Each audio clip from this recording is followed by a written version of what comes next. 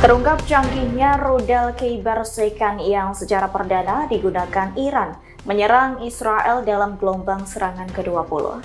Dikarenakan pergerakannya mampu membobol pertahanan udara Iron Dome Israel, amunisi ini disebut rudal hantu. Adapun Korps Garda Revolusi Islam atau IRGC sengaja mengerahkan rudal hantu ini untuk melawan Israel. Hal itu sebagai respons strategis yang lebih luas terhadap agresi Israel. IRNA melaporkan rudal Khaybar Second termasuk generasi keempat dari keluarga rudal Khorramshahr Iran. Rudal ini juga dilengkapi dengan maneuverable reentry vehicle sehingga bisa bergerak zigzag melalui atmosfer sebelum mengenai sasarannya. Lantas hal itu juga membuatnya tidak hanya cepat tetapi juga sulit dilacak dan dicegat. Disebutkan rudal ini mengurangi hambatan dan meningkatkan kemampuan siluman.